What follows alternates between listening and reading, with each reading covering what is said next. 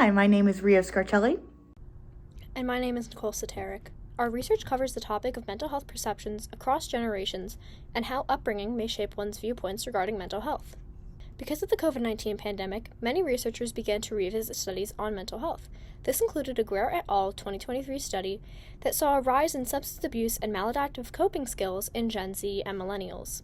While some studies, like the 2005 Gonzalez et al. Study, aim to look at the relationship between gender, ethnicity, and mental health beliefs, there was a lack of research in the development of beliefs within each generation through upbringing or prominent cultural events. Our goal within the study was to fill in the gap and see if there were any correlations between the generation a person grew up in and their attitudes towards mental health, both past and present.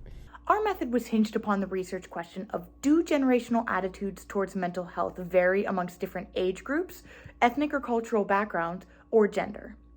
We took different age groups such as 18 to 24, 25 to 34, 35 to 44, 45 to 54, and 55 and above. From there, those would be specified within the baby boomer generation, Generation X, millennials, or Generation Z.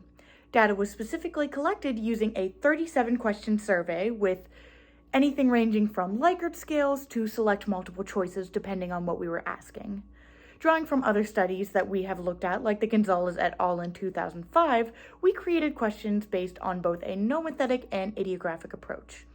Nomothetically, we focused on the impact of very prominent world cultural events during each generation. And idiographically, we focused on individual upbringings and how a family's lifestyle could impact their own mental health during their young development. Some sample questions that you could have seen in this study were, what worldviews did you gain as a result of living in your generation? Or, to a Likert scale variety, how likely would you be to take off time from school or work due to poor mental health? The following data sets encompass the entirety of the results and provide some insight into the generational differences our study found. One of our questions asked participants their opinion on whether accommodations for mental health should be implemented in schools, work, or public settings. The younger the generation, the more agreement or neutrality there was towards those accommodations.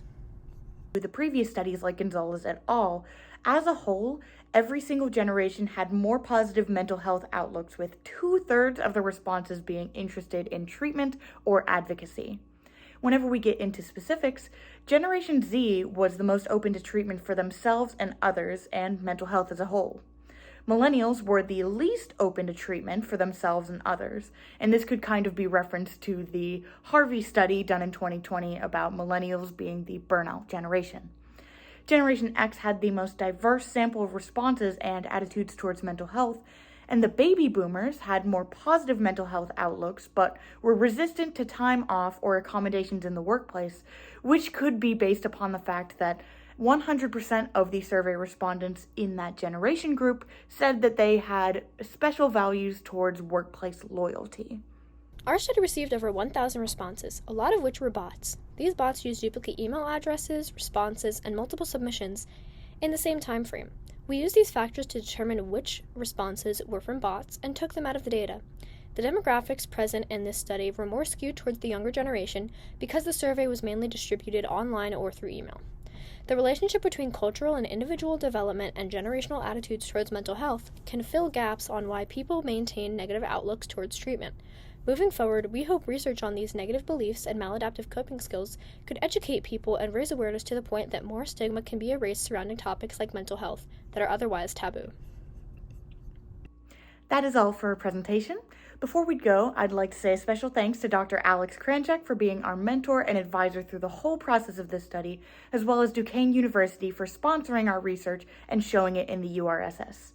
In addition, thank you so much to all of the participants who submitted so many survey responses to support our data. Thank you very much for listening. That concludes our presentation.